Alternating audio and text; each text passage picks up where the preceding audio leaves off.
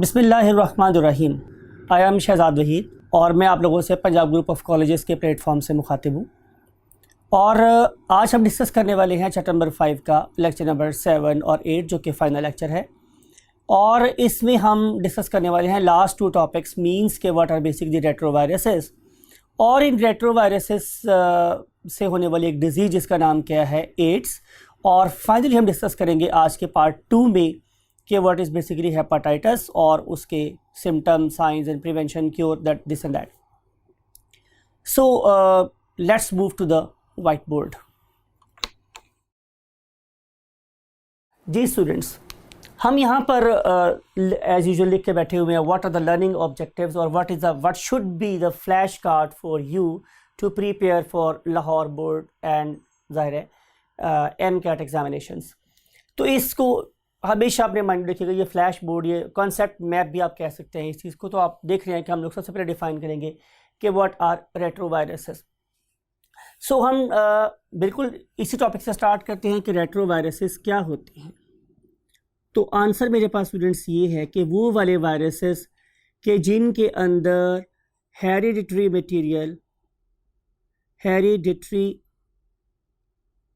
Material students क्या होता है RNA। जिन वायरसेस के अंदर हेरिडिटरी मटेरियल RNA होता है उन्हें हम लोग रेट्रोवायरसेस का नाम देते हैं। अब आप लोगों को 2-3 लेक्चर पहले की बात अगर याद करवाऊं तो आपको पता है कि जो हमारा RNA है ये जाहिर है सिंगल स्ट्रैंडेड भी हो सकता है और किसी वायरस में इसके 2 स्ट्रैंड्स भी हो सकते हैं, मीन ये डबल स्ट्रैंडेड भी हो सकता है। राइट स्टूडेंट्स, तो सबसे जो पहली आइडेंटिफिकेशन है वो ये है कि इनके अंदर जेनेटिक मटेरियल RNA होगा। राइट, फिर अगर ये वाले वायरसेस हमारी बॉडी में आते हैं, खुदा ना खास्ता अल्लाह सबको इस मूजी वायरस से महफूज रखे, तो ये हमें कॉज करते हैं, ये सेकंड चीज़ से मैं क्या वर्ड यूज़ कर रहा हूँ, ट्यूमर। आए हम ये समझते हैं स्टूडेंट्स कि हम ट्यूमर किसे बोलते हैं।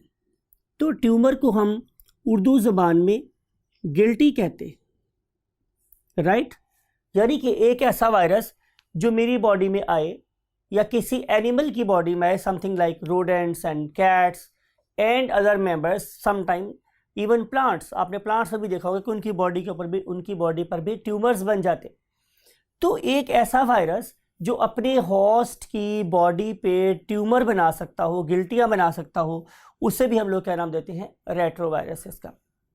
राइट स्टूडेंट्स, फिर हम ये देखेंगे कि क्या हमारे ह्यूमन बीइंग में, आप हम इस स्टेप के ऊपर है कि क्या हमारे पास कोई ऐसी एग्जांपल है कि जो ये बताए कि ह्यूमन बीइंग में भी ज़ाहिर रेट्रोवायरसेस पाए जाते हैं।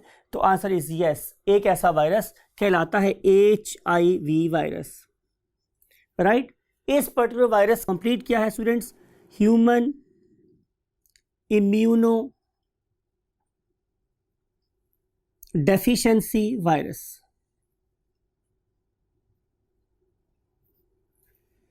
I think space is limited, so we must write it again ताकि ये आपके टैब्स पे और आप लोगों के मोबाइल्स पे सही नज़र आए। हम इसको बढ़ा के लिखते हैं, human immuno deficiency virus. Right, तो इसको हमने यूज़ किया हुआ HI और V के साथ। नाम इंडिकेट कर रहा है कि ये एक ऐसा वायरस है जो हमारे इम्यून सिस्टम को, हमारे दिफाई निज़ाम को डेफिशिएंट कर देगा, बॉडी में से माइनस कर देगा और उसके रोल को ख़त्म कर देगा। अगली बात ये स्टूडेंट्स कि जो रेट्रोवायरसेस हैं ये हमारे सराउंडिंग में कहाँ पाए जाते हैं। ये एक ऐसा सवाल है जो आम तौर पे स्टूडेंट्स ज़ाहिर हम लोगों से ही कर रहे होते हैं कि फॉर एग्जांपल सर ये वायरसेस हमारी बॉडी में आने से पहले कहाँ था। तो इसका आंसर ये स्टूडेंट्स की जो ज़िंदगी है ज़मीन पे वो वायरस से नहीं, शायद वायरसेस से ही स्टार्ट हुई। शायद अगर मैं ये कहूँ कि ज़मीन पे ज़िंदगी का आगाज़ करने वाले ऑर्गेनिज़म्स को हम वायरसेस कहते हैं, तो इसका मतलब ये था कि ये वाले वायरसेस हमारी कुरा अर्थ पे सबसे पहले बने, राइट। और इसलिए ये हमारे एनवायरनमेंट में वाइडली डिस्ट्रीब्यूटेड हैं, पानियों में, सहराओं में, ग्लेशियर्स में, ऑर्गेनिजम्स, दूसरे ऑर्गेनिजम्स की बॉडी में। So they are widely distributed in our surrounding. इसका हरगिज़ मतलब ये नहीं है कि ये हमारे डेवलप होने के बाद या दुनिया में इंसान के वजूद में आने के बाद पैदा हुए हैं। इंसान की जो एवोल्यूशन है वो तो बहुत बाद में हुई। तो वायरसेस तो उसकी एग्जिस्टेंस से भी पहले के इस एनवायरनमेंट में प्रेजेंट थे। हाँ, जब इंसान आया या और बड़े बड़े ऑर्गेनिजम्स आए तो उन्हें अपना एक बहुत अच्छा होस्ट मिल गया जिसके अंदर उनका रेप्लिकेशन रेट ज़्यादा हो सकता था। But point to be noted कि ये हमारी सराउंडिंग में वाइडली डिस्ट्रीब्यूटेड है, ऑलरेडी प्रेजेंट होते हैं, राइट। फिर अगर ये वाला वायरस हमारी सराउंडिंग में से किसी भी जगह से, एनिमल किंगडम में से, प्लांट किंगडम में से, या हमारी एयर में से, वाटर में से, वेयर एवर, अगर ये आपकी बॉडी में आ जाए और आपको याद रखे कॉन्सेप्ट दिया था मैंने रिसेप्टर का, और उसके रिसेप्टर आपके रिसेप्टर से मैच हो जाएं, तो ये डेफिनेटली हमें कोई ना कोई डिजीज कॉज कर सकता है। तो हम बात ये कर रहे हैं, जो नेक्स्ट पॉइंट हम पढ़ने वाले हैं वो है स्पेसिफिसिटी, यानी कि अगर एक ऑर्गेनिज्म, एक वायरस मेरी बॉडी में आएगा तो क्या वो मेरी बॉडी के हर सेल को अफेक्ट कर सकता है? तो आंसर इज यस। बिल्कुल ऐसे वायरसेस हैं मेरे जो बॉडी के हर पार्ट को अफेक्ट कर सकते हैं, लेकिन ऐसे वायरसेस भी हैं जिनका टारगेट स्पेसिफिक सेल है। अगर आपको मेरी कल की एग्जांपल याद हो तो आपको मैंने क्या बताया था कि मम्प्स के जो टारगेट सेल्स है वो कहते हैं पैरोटिड ग्लैंड्स। कल का लेक्चर याद करें। हमारे मम्प्स के वायरसेस का जो हमारे मम्प्स के वायरसेस के जो टारगेट सेल्स थे वो क्या थे? हमारे पैरोटिड ग्लैंड्स थे, राइट। और अगर आपको याद हो तो हमारे पोलियो के जो वायरसेस थे उनका जो टारगेट सेल्स थे वो न्यूरोमोटर जंक्शंस थे, कि जहाँ से वो हमारे ब्रेन और मसल के दरम्यान में कम्युनिकेशन को ब्रेक करवाने वाले थे। सो ये वाले वायरसेस बहुत ज़्यादा स्पेसिफिक भी हो सकते हैं और जनरलाइज भी हो सकते हैं, राइट। फिर हम देख रहे हैं कि इन पर्टिकुलर एंजाइम्स की एक यूनिक प्रॉपर्टी जिसे हम इस टॉपिक पे पढ़ने वाले हैं, that is a most important enzyme, इसलिए मैं इसको ब्लॉक कर रहा हूँ। पहले भी स्टार लगाया हुआ है, इसके ऊपर एक और स्टार लगा रहा हूँ ताकि आप इसको ज़्यादा फोकस कर सकें कि अल्लाह रब्बुल इज़्ज़त ने इन पर्टिकुलर वायरसेस को एक स्पेसिफिक एंजाइम से नवाजा है, राइट।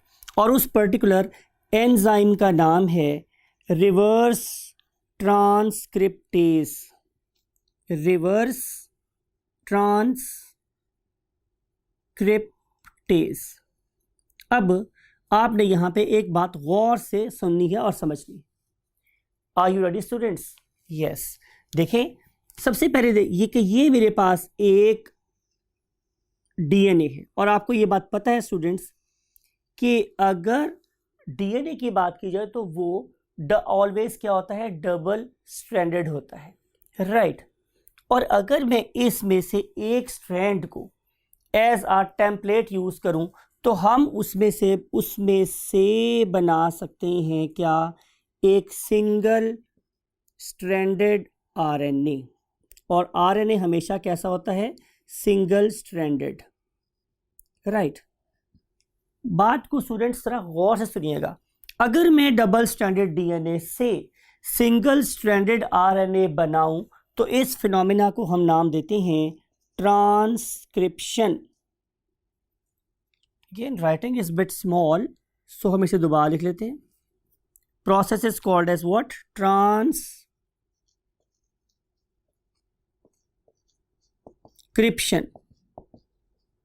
तो ट्रांसक्रिप्शन में हम लोगों ने डबल स्ट्रैंडेड, मैं आप लोगों को लिख भी देता हूँ यहाँ पे ताकि आप लोग माइंड में रख सकें कि ये डबल स्ट्रैंडेड क्या है स्टूडेंट्स? डीएनए। और मैंने क्या किया?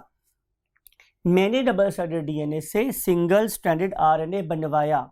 तो प्रोसेस का नाम मैंने क्या बोला था? ट्रांसक्रिप्शन। लेकिन अगर मैं इस प्रोसेस को रिवर्स कर सकूं, मीन टू से कि अब मैं सिंगल स्ट्रैंडेड आरएनए से क्या बनवाऊं? Double stranded DNA. तो प्रोसेस क्या हो गया? उलट। तो मैं उसे क्या नाम दूंगा? Reverse transcription. तो वो वाला एंजाइम जो सिंगल स्ट्रैंडेड आरएनए को डबल स्ट्रैंडेड डीएनए में कन्वर्ट करवा दे, उस एंजाइम का नाम क्या है स्टूडेंट्स? Reverse transcriptase.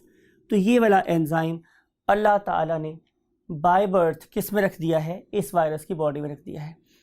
अगर कोई बंदा आपसे ये सवाल करे स्टूडेंट्स कि रिवर्स ट्रांसक्रिप्टेज का सोर्स क्या है, तो आपको ये बात याद है ना कि वायरसेस के पास अपनी कोई मेटाबॉलिक मशीन नहीं है, तो फिर ये वाला एंजाइम उसे किसने बना के दिया? जाहिर है उस वायरसेस के होस्ट ने, राइट? जब उस ऑर्गेनिज्म की बॉडी में ये वायरस एप्लीकेट करता है तो उस ऑर्गेनिज्म के राइबोसोम्स को ये भी कहता है कि अगर तुम मेरी प्रोटीन बना रहे हो कोट वाली, तो साथ मुझे ये वाली प्रोटीन भी बना कर दो, जिसका नाम कहता है रिवर्स ट्रांसक्रिप्टेज। राइट स्टूडेंट्स, सो अब हम आगे चलते हैं। अगली बात स्टूडेंट्स हमारे पास ये है कि बहुत से ऐसे वायरसेस होते हैं कि जो हमारे नॉर्मल जीनोम्स से बाहर रह के अपना लाइफ साइकिल कंप्लीट करते हैं। आपने बैक्टीरियोफेज केस में भी ऐसा ही देखा था। लेकिन बहुत से वायरसेस ऐसे भी होते हैं कि जब वो मेरी बॉडी के अंदर आएंगे, अपने डीएनए को मेरे डीएनए के अंदर दाखिल कर देंगे, इनकॉर्पोरेट कर देंगे, इनोकुलेट कर देंगे, तो उसे हम लोग क्या तो उसके बाद उनका डीएनए क्या कहलाएगा? Pro virus. राइट, यानी कि वो वायरस अब बोलेगा प्रो वायरस, क्योंकि आपको पता है कि जब ये वाला वायरस एक्टिव फॉर्म में जाएगा तो फिर हम इसे वायरॉन कहेंगे। तो ये एक प्रो वायरस है। जब तक ये प्रो वायरस मेरी बॉडी में प्रेजेंट है तो ये मेरे हर सेल के साथ डिवाइड होगा, राइट? तो ये लॉन्गर पीरियड ऑफ टाइम के लिए मेरी बॉडी के अंदर रह सकता है। प्रॉब्लम ये है स्टूडेंट्स कि अगर तो ये मेरी बॉडी में रहते हुए मुझे कोई इन्फेक्शन कॉज ना करे तो ये कोई बुरी बात नहीं है। लेकिन प्रॉब्लम ये है कि ये वाले वायरसेस मेरी बॉडी में जाने के बाद मेरे मेटाबॉलिज्म को डेफिनेटली डिस्टर्ब करते हैं, जिसकी वजह से मेरे नॉर्मल सेल्स कैंसरियस सेल्स में कन्वर्ट होना शुरू हो जाते हैं। तो इसलिए आम तौर पे ये वाले वायरसेस हमारी बॉडी का जल्दी पीछा नहीं छोड़ते और वो एक्यूट फेज से क्रॉनिक फेज में दाखिल हो जाते हैं और हमें कॉज करते हैं व्हाट? कैंसर। राइट स्टूडेंट्स, और अब हम डिटेल से स्टडी करने वाले हैं अपना नेक्स्ट टॉपिक, और वो नेक्स्ट टॉपिक क्या है students? AIDS. So let's move to the AIDS. और इस वाले केस में सबसे पहले स्टूडेंट्स हमें इसके नाम को अंडरस्टैंड करना है कि एड्स का एब्रीविएशन है एक्वायर्ड इम्यूनो डेफिशिएंसी सिंड्रोम। तो पहले हम लोगों ने इसके वर्ड को अंडरस्टैंड करना है कि आखिर हम इसे एड्स कहते हैं क्यों। तो आंसर ये है कि जो पहला वर्ड है वो एक्वायर्ड है। अब जो वर्ड एक्वायर्ड है उसका मतलब स्टूडेंट्स ये है कि बाय बर्थ मेरे पास वो खूबी या खामी नहीं थी, लेकिन during the course of my life, ज़िंदगी गुजारने के दौरान में कहीं वो चीज़ मेरे अंदर हासिल हो गई या लॉस हो गई। इसका मतलब है कि वो करैक्टर मैंने एक्वायर किया है, राइट? तो अगला वर्ड क्या है? इम्यूनो डेफिशिएंसी, यानी कि अब इस ऑर्गेनिज्म ने इम्यूनो डेफिशिएंसी वाला करैक्टर एक्वायर कर लिया है। मीन टू से कि बाय बर्थ उस ऑर्गेनिज्म के पास एक very efficient immune system present था, लेकिन during the course of life उसने अपने इम्यून सिस्टम को लॉस कर दिया, तो उसने इम्यूनो डेफिशिएंट करैक्टर एक्वायर कर लिया। अब जब भी उसका इम्यूनो डेफिशिएंसी सिम्टम लॉस हो जाता है तो फिर उसके अंदर नंबर ऑफ सिम्टम इकट्ठे अपीयर हो जाते हैं जो एक दूसरे के साथ क्या होता है? रिलेटेड होते हैं। और आमतौर पे सिंड्रोम हम एक ऐसे डिसऑर्डर को बोलते हैं जिसमें हमारे पास मल्टीपल कॉम्प्लिकेशंस होती हैं, लेकिन उसके बेस के ऊपर एक छोटी सी एब्नॉर्मेलिटी होती है। तो अब यहाँ पे एब्नॉर्मेलिटी है स्टूडेंट्स एक क्या कि उसके अंदर इम्यूनो डेफिशिएंसी हो गई, लेकिन इसके बाद जो एक कैस्केड ऑफ एब्नॉर्मेलिटी स्टार्ट होगी वो इसे क्या बना देंगी? Syndrome, right? तो हम पढ़ने वाले हैं students what? AIDS, acquired immunodeficiency syndrome. So ये हम लोग पढ़ चुके हैं स्टूडेंट्स कि हम लोग बेसिकली एड्स कहते क्यों हैं इसको, और अब हम स्टडी करेंगे इसका साइकिल। लेकिन इससे पहले कुछ इन्फॉर्मेशन, वो इन्फॉर्मेशन ये है कि इसकी जो हमारे पास अर्लीस्ट रिपोर्ट्स आई हैं वो कब आई हैं। तो आंसर ये स्टूडेंट्स के अर्लीस्ट रिपोर्ट्स आई हमारे पास 1980s में, यानी कि 80s का दौर था कि जब कुछ अमेरिकन फिजिशियंस ने हमें सबसे पहले ये बताया कि जनाब एक नई किस्म की बीमारी दुनिया में सर उठा रही है, राइट? और उन्होंने इसके बारे में ये बताया स्टूडेंट्स कि ये जो डिसऑर्डर है ये ज़्यादा मेल होमोसेक्सुअल्स में रिपोर्टेड है, मेल होमोसेक्सुअल्स में रिपोर्ट हुआ। अब होमो का मतलब होता है सेम, और हेट्रो का मतलब होता है अदर, और सेक्सुअल्स का मतलब है कि दोज टू ऑर्गेनिज्म के जो सेक्सुअल एक्टिविटी में इन्वॉल्व है। यानी कि इसका मतलब ये था कि ये ऐसे ऑर्गेनिजम्स थे जिनमें sexual contact between the two males था, उनमें सबसे पहले इसको रिपोर्ट किया गया, राइट। ये बात हो रही है स्टूडेंट्स 1980s की। उसके बाद रिपोर्ट्स ये भी आना शुरू हुई कि अब ये होमोसेक्सुअल्स के अलावा हेट्रोसेक्सुअल्स के अंदर भी आना शुरू हो गया है। हेट्रोसेक्सुअल का मतलब स्टूडेंट्स ये है कि अब नॉट ओनली ये रिपोर्ट हो रहा है मेल में, बल्कि ये फीमेल्स में भी रिपोर्ट होना शुरू हो गया। जाहिर है, कॉमन सेंस है कि ये परहैप्स अब इन होमोसेक्सुअल्स में पाए जाने के बाद अब उन ऑर्गेनिजम्स के जो ऑपोजिट पार्टनर्स थे उनके अंदर भी अपीयर होना शुरू हो गया। प्लस ये भी नजर आया हम लोगों को कि ये वाला फीचर उन ऑर्गेनिज्म में ज़्यादा है जो ब्लड डोनेशन और ब्लड रेसिपिएंट होने के एक्ट्स कर रहे हैं सोसाइटी के अंदर। आपने देखा हमारे यहाँ भी यही होता है कि लोग अपना खून बेचते हैं, तो उन ऑर्गेनिज्म के अंदर भी ये रिपोर्ट होना शुरू हुआ कि जो खून बेचने और लेने की एक्टिविटी में इन्वॉल्व थे या खून निकालने की एक्टिविटी में इन्वॉल्व थे, यानी कि इसका ताल्लुक बराह रास्त हमारे ब्लड के साथ था, राइट स्टूडेंट्स। फिर उसके बाद हम स्टडी करने वाले हैं कि इस पर्टिकुलर डिजीज मींस एड्स के सिम्टम्स क्या क्या हैं। तो जो सबसे पहला सिम्टम अपीयर होता था इन ऑर्गेनिजम्स के अंदर वो था निमोनिया। निमोनिया का मतलब स्टूडेंट्स मेरे पास ये है कि इस ऑर्गेनिज्म का सांस बहुत तेजी से चल रहा है। नंबर 2, इस ऑर्गेनिज्म को सांस लेने में दिक्कत हो रही है, डिफिकल्ट ब्रीदिंग हो रही है, फोर्सफुल ब्रीदिंग हो रही है। और इसके अलावा हमें नजर आया कि there is a sudden loss, किसके अंदर, वेट में, उनका वेट बहुत तेजी से कम होना शुरू हो गया। यानी कि अच्छा खासा वजन का आदमी हफ्तों में, फॉर एग्जांपल 60 kg का आदमी हफ्तों में 40 kg के ऊपर आ गया, तो बहुत तेजी से उनका वेट लॉस होना शुरू हुआ। प्लस जब हम निमोनिया की बात करेंगे तो जाहिर है, कॉमन सेंस है कि इसके साथ फीवर भी एसोसिएट होगा, फीवर भी होता था उन लोगों को, और कोई नॉर्मल एंटीबायोटिक इनके फीवर को कम करने में कामयाब नहीं होती थी। और जब मैं बात करता हूँ स्टूडेंट्स वायरल इन्फेक्शंस की, तो मैंने आपको हमेशा एक बात बताई है कि यूजुअली वायरल इन्फेक्शंस में अगर फीवर एसोसिएट हो तो वो यूजुअली हाई ग्रेड फीवर होता है। जब मैं हाई ग्रेड फीवर की बात करता हूँ इसका मतलब है कि टेम्परेचर 1 और 2 से ज़्यादा होगा। फिर इसके बाद हम देखते हैं तो हमें नज़र आएगा क्या, swollen lymph glands, swollen lymph nodes और ग्लैंड्स।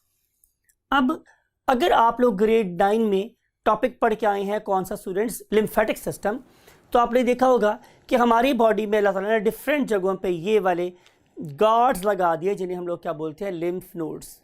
इनका काम बेसिकली क्या होता है कि ये जितनी भी इन्वेसिव पैथोजेंस हैं हमारी बॉडी में, ये उनको वहाँ पे एक्यूमुलेट करते हैं और फिर हमारी बॉडी के डिफेंडर्स उन पर्टिकुलर ऑर्गेनिज्म के साथ क्या करते हैं, फाइट करते हैं। 99.99% अल्हम्दुलिल्लाह हमारा इम्यून सिस्टम विनर होता है। लेकिन अगर हमारे इम्यून सिस्टम से तगड़ा वायरस आ जाए, जैसे कि ये एड्स का वायरस है, तो फिर ख्वाहिश हमारी क्या थी कि हम इन वायरसेस को खुद से लेके जाएं लिम्फ नोड्स के अंदर ताकि वहाँ पे उनको किल कर सकें।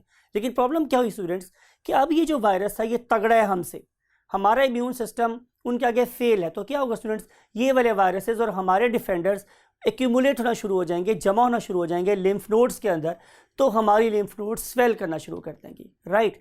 तो इसकी जो बड़ी इंपॉर्टेंट सिम्टम है वो क्या है स्टूडेंट्स, स्वोलन लिम्फ नोड्स। यानी कि मैं थोड़ा सा अगर आपको रिकॉल करवाऊँ, अगर ये एक पर्सन का हेड है और ये एक पर्सन का धड़ है और ये एक पर्सन के फॉर एग्जांपल बाजू हैं, और सॉरी टांगे हैं और ये उनके बाजू हैं, तो ये वो एरियाज़ हैं कि जहाँ जहाँ हमारी लिम्फ नोड्स बहुत ज़्यादा क्वांटिटी में प्रेजेंट होती है। जैसे हमारी नेक, तो आपको इन पर्सन के यहाँ साइड्स पे नेक में लिम्फ नोड्स वो नज़र आएंगी। फिर इसके अलावा हमारा एक्जिला जो है, ये वाला पॉइंट जहाँ पे हमारी बाजू हमारे धड़ से मिल रही है, तो एक्जिला, तो इस पर्टिकुलर पॉइंट पे भी आप लोगों को नज़र आएंगी क्या, स्वोलन लिम्फ नोड्स।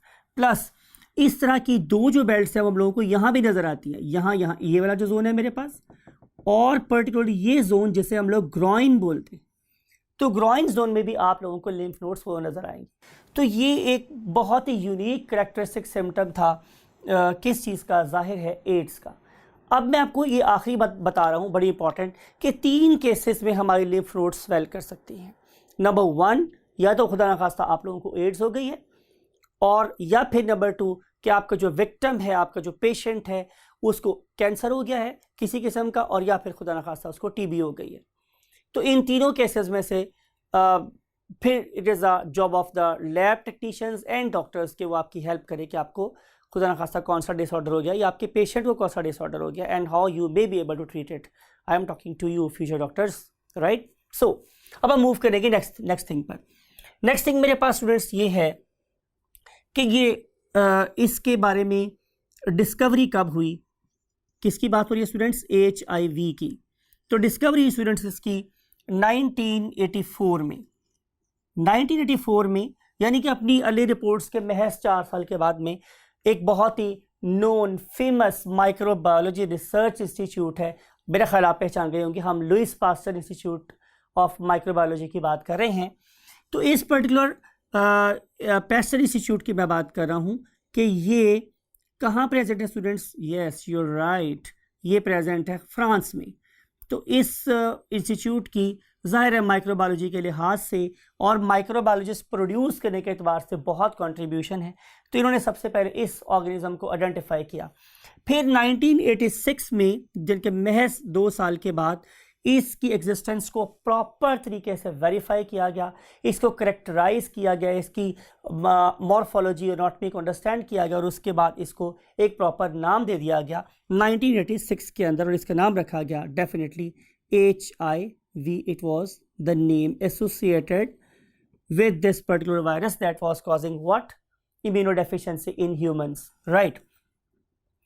फिर अगली बात हमें ये देखनी है कि जब ये वाला वायरस हमारी बॉडी में आएगा तो किस किस वे से आ सकता है। I want to give you the concept of transmission, कि एक ऑर्गेनिज्म से ये दूसरे ऑर्गेनिज्म की बॉडी में कैसे ट्रांसमिट हो सकता है। जैसे आप लोगों को याद होगा या आप लोगों को ये बात पता भी है स्टूडेंट्स कि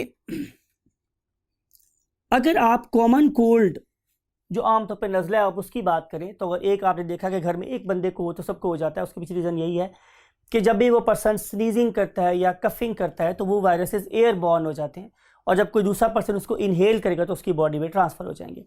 लेकिन ये जो वायरस है जिसे हम लोग क्या बात कर रहे हैं, HIV, ये 3 मुख्तलिफ तरीक़ों से ट्रांसमिट हो सकता है from infected organism to the healthier organism. वो 3 वे हमारे, वो 3 रास्ते मेरे पास क्या क्या हो सकते हैं।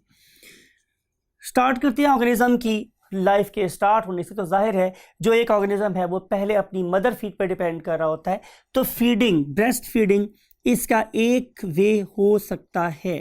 तो एक ऐसी यू कैन से कि mother that is suffering from you can say HIV, number 1 she should not try to produce an offspring, right. लेकिन अगर फॉर एग्जांपल वो प्रोड्यूस हो गया है और ये रिपोर्ट बाद में आई है कि वो HIV पॉजिटिव है, तो फिर एटलीस्ट उसको ब्रेस्ट फीडिंग स्टॉप कर देनी चाहिए। फिर उसके बाद नंबर 2 पे स्टूडेंट्स हम लोग आ जाते हैं, that is called as through blood, यानी कि जैसे मैंने पहले बोला था कि ब्लड लेने वाले और ब्लड देने वाले दोनों ऑर्गेनिजम्स इस पर्टिकुलर डिजीज का शिकार हो सकते हैं। अब वो वाले ऑर्गेनिज्म जिनका ताल्लुक ब्लड की ट्रांसफ्यूजन के साथ है, मिसाल के तौर पर जैसे डिफरेंट किस्म के ब्लड बैंक्स हैं, तो ब्लड बैंक में जो काम करने वाला शख्स है, राइट, अगर उसने किसी पर से ऐसे पर्सन का ब्लड चेक किया जो HIV पॉजिटिव था और खुदा ना खास्ता उस चेकिंग के दौरान में एक नीडल, राइट, वो उसके अपने भी चुभ गई है, तो यू नो कि एक नीडल के टिप के ऊपर करोड़ों वायरसेस अटैच हो सकते हैं। तो इसका मतलब ये था कि उस छोटी सी पेरेसिंग से, उस नीडल के चुभ जाने से वो लाखों करोड़ों वायरसेस उस पर्टिकुलर ऑर्गेनिज्म की बॉडी में भी चले जाएंगे कि जो बेसिकली ह्यूमैनिटी के लिए काम कर रहा है। तो एक ऐसा ऑर्गेनिज्म जो बहुत बेटर कॉज के लिए काम कर रहा है, उसको अपना भी बहुत ख्याल रखना चाहिए और कोशिश करनी चाहिए कि वो प्रॉपर प्रिवेंटिव मेजर्स लेकर ही ब्लड टेस्टिंग कर रहा हो। So it is not the game ज़िंदगी एक दफ़ा मिलती है और उस ज़िंदगी की केयर करना, उसके बारे में सवाल भी हम लोगों से होना है। यौम यज़िन यसअलुन्नास अनिन नईम, जिस दिन लोगों से नेमतों के बारे में सवाल किया जाएगा। तो ज़िंदगी से बड़ी क्या नेमत है। तो ज़िंदगी को बहुत एहतियात से गुजारें, बहुत गौर से गुजारें, देखभाल के गुजारें, राइट। मैं पर्टिकुलरली उन लोगों से कह रहा हूँ कि जो फ्यूचर में इस पर्टिकुलर शोबे से अटैच होने वाले। और थर्ड चीज़ मेरे पास स्टूडेंट्स क्या है, जाहिर है सेक्सुअल कॉन्टैक्ट, राइट। इस पर्टिकुलर सेक्सुअल कॉन्टैक्ट में पर्टिकुलरली मेल की बॉडी से जो मटेरियल निकलता है उसे हम लोग क्या बोलते हैं स्टूडेंट, सीमन, राइट। तो जब सीमन ट्रांसमिट होता है एक ऑर्गेनिज्म की बॉडी से दूसरे ऑर्गेनिज्म की बॉडी में, तो it is very much rich in, ज़ाहिर है, HIV वायरसेस। सो इस 3 वे को ब्लॉक करने का सिर्फ एक ही मेथड है, और वो मेथड स्टूडेंट्स क्या है कि आप लोग प्रिवेंटिव मेजर्स लें, प्रिवेंटिव मेजर्स लें। Always believe in your own partner, right? Because chances are there that you may acquire this disease from outside, from some infected organisms. So एक अच्छी ताहिर किस्म की ज़िंदगी गुजारने पे बिलीव रखें, राइट। फिर उसके बाद हम देखेंगे स्टूडेंट्स कि अगर ये वाला वायरस खुदा ना खास्ता हमारी बॉडी में आ गया है, तो आने के बाद ये इसका टारगेट क्या होगा, राइट। इसके टारगेट्स को अंडरस्टैंड करने के लिए आए हम एक नई टेक्नोलॉजी का सहारा लेते हैं जिसे हम डायनामिक वॉल कहते हैं। हाय स्टूडेंट्स, इस एनिमेशन में आप देख सकते हैं कि ये एक वायरस है जो मीटो से HIV, जो इस वक्त मेरी या आपकी या खुदा न खास्ता हमारे पेशेंट की बॉडी में एंटर हो रहा है। ये मुख्तलिफ़ किस्म के सेल्स के पास से गुजर रहा है, for example C platelets and then C RBCs and then what WBCs। और मैं आप लोगों के लिए भी दोबारा जब वापस जाऊंगा तो एक चार्ट बनाऊंगा कि जिसके अंदर मैं आप लोगों को शो करूंगा कि डिफरेंट टाइप्स के WBCs कौन कौन से होते हैं। अब मैं आपके सामने जैसे बोलने वाला हूं कि ये जो 3 पहले टाइप के सेल गुजर रहे हैं, अगर आप ज़रा इनको गौर से देखें तो इनके साइटोप्लाज्म में कोई डॉट्स प्रेजेंट हैं, तो हम इन्हें बोलते हैं ग्रैन्युलोसाइट्स। लुक एट दिस, ये इओसिनोफिल पास हो रहा है, ये मेरे पास बेसोफिल पास हो रहा है, और अब ये मेरे पास न्यूट्रोफिल पास हो रहा है। तो देखिए वायरस इनके पास से गुजर गया है। इस वायरस ने इन 5 किस्म की चीज़ों को कुछ नहीं कहा, means platelets, RBCs, then eosinophils, basophils, neutrophils, किसी को कुछ नहीं कह रहा है। प्लस अभी इसके पास से देखा आप लोगों ने एक मोनोसाइट गुजरा है, उस मोनोसाइट को भी कुछ नहीं कहा। लेकिन WBC की जो लास्ट टाइप जिसे मैं आप लोगों के लिए कैटेगोरिकली लास्ट पे शो कर रहा हूं, वो क्या है students, lymphocyte. Look at this कि जो ही इसके पास एक लिम्फोसाइट आया है तो इस पर्टिकुलर वायरस ने उस लिम्फोसाइट को कैप्चर कर लिया। इसका मतलब ये है कि इस पर्टिकुलर HIV वायरस का टारगेट क्या है स्टूडेंट्स, लिम्फोसाइट। और आपको पता है कि बेसिकली हमारी बॉडी का जो डिफेंडर है वो एक लिम्फोसाइट है। तो जब ये वाला वायरस मेरे बहुत सारे लिम्फोसाइट्स को क्या करेगा, खा जाएगा, तो टाइम विल कम कि जब इवन इनके मदर सेल्स की भी डेथ हो जाएगी तो फिर मेरी बॉडी का डिफेंडर कोई भी नहीं बचेगा। तो मैं किस चीज़ का शिकार हो सकता हूँ, जाहिर है एड्स का शिकार हो सकता हूँ, right students. So let's move again to the white board. जी स्टूडेंट्स, हम टारगेट की बात कर रहे थे आप लोगों के साथ। तो मैंने आपको बोला था कि मैं आप लोगों के लिए टेबल बनाऊंगा या चार्ट बनाऊंगा, वो यूं में बना रहा हूँ आप लोगों के लिए। नंबर 1 ब्लड, और अब हम इसको यूं ड्रॉ कर लेते हैं कि ये नंबर 1 थे प्लेटलेट्स और प्लेटलेट्स, और मैंने लगा दिया निशान इस तरह क्रॉस कि ये उनका टारगेट नहीं है। फिर आ गए मेरे पास क्या, RBCs, उनका ये भी टारगेट नहीं है। फिर यहाँ पे आ गए स्टूडेंट्स क्या, WBCs, और मैंने बोला कि WBCs की मेरे पास 5 टाइप्स हैं, राइट। और उसमें से एक का नाम क्या है, इओसिनोफिल्स। फिर आ जाता है मेरे पास बेसोफिल्स, फिर आ जाता है न्यूट्रोफिल्स, राइट, देन मोनोसाइट्स। तो इन चारों किस्म के सेल्स में कोई रोल नहीं है इसका। लेकिन जब हम बात करते हैं किसकी, लिम्फोसाइट की, तो लिम्फोसाइट्स के ऊपर डेफिनेटली ये अटैक करते हैं। So their target are basically what, lymphocytes. अब हम देखेंगे स्टूडेंट्स के हमारी इस लिम्फोसाइट में एंटर होने के बाद क्या हो रहा है। तो इस पर्टिकुलर एक्टिविटी के लिए हमने एक अगेन एनिमेशन बनाई है, और उस एनिमेशन में आपने ज़रा गौर से बातों को सुनना है कि नंबर 1 यू आर ऑब्जर्विंग कि ये मेरे पास एक क्या प्रेजेंट है, क्या प्रेजेंट है स्टूडेंट्स, लिम्फोसाइट। और ये मेरे पास क्या आके अटैच हो रहा है, एक HIV। आप लोग देख सकते हैं कि HIV एक स्फेरिकल वायरस है, और इस स्फेरिकल मीन ग्लोबुलर सा वायरस है। इस ग्लोबुलर वायरस के ऊपर बहुत सारे ये कैरेक्टरिस्टिक शेप के नोब्स लगे हुए हैं, राइट। अब ये जो नोब्स लगे हुए हैं इसके ऊपर, ये एडेप्टर मॉलिक्यूल्स हैं किसके साथ, मेरे लिम्फोसाइट के। पॉइंट टू बी नोटेड, आपके लिए बड़ी वेरिएबल बात यह है कि मेरे लिम्फोसाइट के ऊपर स्पेसिफिक किस्म के क्या है स्टूडेंट्स, रिसेप्टर। नाम क्या है उनका, CD4 रिसेप्टर। अब जरा गौर से देखें कि जो CD4 रिसेप्टर है उसकी शक्ल और इस वायरस के सरफेस पे पाए जाने वाले रिसेप्टर्स की शक्ल आपस में मिलती जुलती है। तो क्या होगा स्टूडेंट्स, ये दोनों आपस में शेक हैंड कर सकेंगे। तो रिजल्ट में ये वाला HIV आके देख रहे हैं कि ये मेरे लिम्फोसाइट पे अटैच हो गया। अब जरा गौर से देखें, इस पर्टिकुलर एनवेलप, जो कि ये एक मेरे पास एनवेलप्ड वायरस है, तो इस एनवेलप्ड वायरस को उतरने के बाद now this particular virus is joining what, cytoplasm. अब साइटोप्लाज्म में जाने के बाद क्या हो रहा है, जाहिर है नंबर 2 फेज पर चले गए हैं। पहला फेज क्या था, अटैचमेंट एंड पेनिट्रेशन, वो हमने कर लिया। अब नंबर 2 पे आ गए हैं। यहाँ पे हम लोग उसको डिसअसेंबल कर रहे हैं। नो यू मे सी कि इसका कैप्सिड अलहदा हो गया है और इसके RNA के 2 स्ट्रैंड्स अलहदा हो गए, राइट। अब हमें जाहिर है ज़रूरत हरगिज़ नहीं है प्रोटीन कैप की या कैप्सोमियर्स की, तो वो they will be discarded by the cell itself, और बाकी बच जाएगा मेरे पास क्या, RNA। इंपॉर्टेंट बात जो दोबारा रिवाइज करूँ वो ये था कि इस एंजाइम, इस पर्टिकुलर वायरस को आता ने एक खास एंजाइम दिया है, नाम क्या था, रिवर्स ट्रांसक्रिप्टेज। तो क्या होगा स्टूडेंट्स कि ये रिवर्स ट्रांसक्रिप्टेज, बिल्कुल आप बिल्कुल सही देख रहे हैं, इसी पॉइंट की बात कर रहा हूं मैं, कि ये वाला रिवर्स ट्रांसक्रिप्टेज अब इस पर्टिकुलर RNA से बनवा रहा है DNA। अगली बात देखिए, अगले स्टेज पे क्या हो रहा है कि अब ये वाला DNA मेरे मीन्स ह्यूमन DNA के अंदर शामिल हो रहा है। क्या हम उसे क्या बोलते हैं, प्रोवायरस। अब ये प्रोवायरस बन गया। अब प्रोवायरस बनने के बाद नई कॉपीज बनवाएगा। अब ये 2 तरीके से मेरी बॉडी को डैमेज कर रहा है।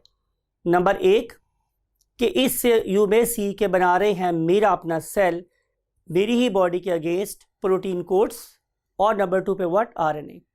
अब आप इसके नीचे वाले साइड पर आ जाएं, राइट साइड पर, तो आप देख रहे हैं कि अब यहाँ पर ये दोनों चीज़ें जो मेरे ही सेल ने बना के दी हैं वो मेरे ही सेल के अंदर असेंबली के प्रोसेस से गुजर रही हैं। असेंबल हो गई ये सारी की सारी चीज़ें, और ये बन गए अब मेरे पास क्या, एक्टिव वायरसेस। और नाउ यू मे सी कि अब ये वाले एक्टिव वायरसेस इस पर्टिकुलर पॉइंट पे मीन्स राइट साइड पे बॉटम पे प्रिपेयर होने के बाद मेरे इन सेल में से निकल रहे हैं। तो क्या खैर निकलने के बाद ये आराम से बैठे रहेंगे, तो आंसर इज नो। ये वाले वायरसेस अब मेरे अदर हेल्दी लिम्फोसाइट्स को जाएंगे, को पकड़ेंगे और उनको भी अफेक्ट करना शुरू कर देंगे। इस तरीके से हमारा ये वायरस हमारे इम्यून सिस्टम को ऑल टुगेदर डिस्ट्रॉय कर देता है।